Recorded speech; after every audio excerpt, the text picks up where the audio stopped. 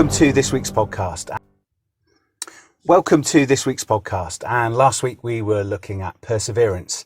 So this week what I thought I would do is just go back over something I covered some weeks ago, is looking at follow-ups and really just trying to look at the difference sometimes between automation and using human intervention as well. So in this day and age, we've got so many tools at our fingertips that we can automate so many tasks, and absolutely I agree with that.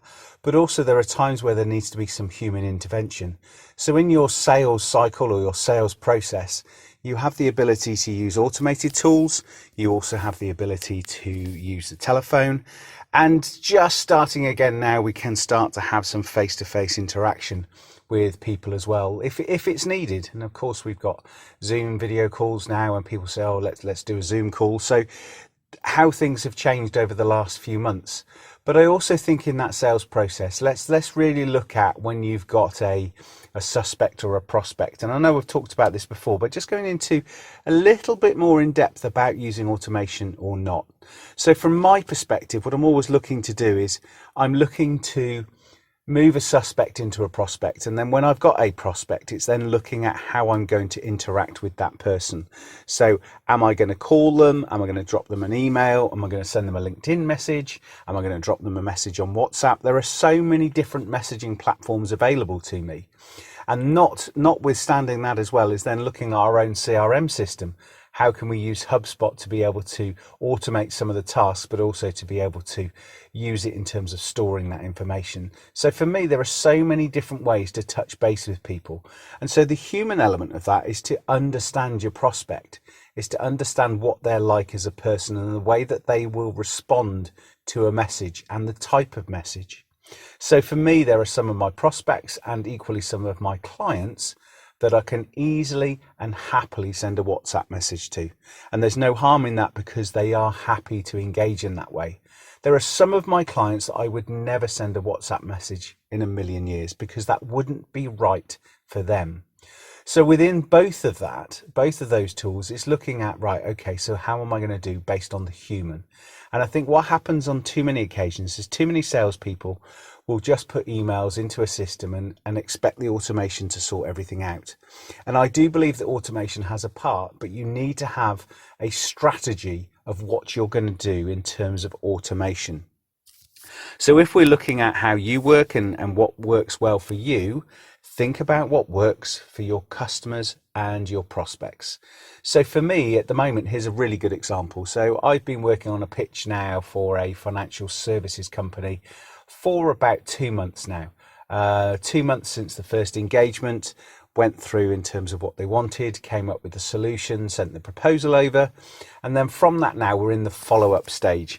So for me at the moment, in terms of that follow-up, the follow-up is I've had some email interaction, had some phone calls, and I know this particular prospect will turn into a client, but I know the individual and I know the other person involved in the decision-making process. And I've spoken to both of them, and I know that this will be a much slower burn.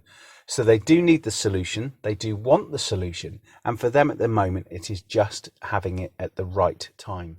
There needs to be one or two other things in place. So am I worried that I'm going to lose that sale to a competitor? Absolutely not. Am I worried that I'm going to lose that sale? I have a concern, but I don't have a huge concern because I'm keeping in touch every couple of weeks just to see how things are moving along. So from my perspective, the only interaction there has been phone call and email. They're not on a mailing list, so not e-newsletters with them at the moment because they're not ready to be engaged in that way. So in terms of my strategy, I know based on the humans I'm dealing with, how I am going to work with that. However, in another example, which is a really solid example, I do have some prospects that I am working on and I am using in a really strategic way where I know that newsletters, sending them ebooks, I know that that kind of way is working for them. So I am sending them additional ebooks, I'm giving them some e-tips, and I'm working really hard with them just to give them lots of information and lots of education. So today's podcast is a really short podcast, but it's about start to look at how you can use automation, how you can use human intervention, but do keep following up and think about what's the best way for your strategy. So it is really, really important that you have a strategy of following up, but can you automate some things? Can you use human intervention? What is it that's making a real difference for you in your business? So do look at the tools that are there, think about how you're going to do it, and then from that perspective, have a really clear plan. And a really clear plan that you're now going to put into place, and you're going to put into place that you're going to use from next week onwards. So really today, for me, it's right. Think about human and think about continually following up. And I can't stress enough in these uncertain times that follow up is the most important thing that you should be doing right now on top of your prospecting. You need to be following up. People will be nervous, and therefore when people are nervous, it takes them longer to make a decision. But if you don't follow up, somebody else who's selling to them will, and will take that business from you. But when you do your follow up, are you going to email? Are you going to phone? Are you going to message? Are you going to put them on an e-newsletter?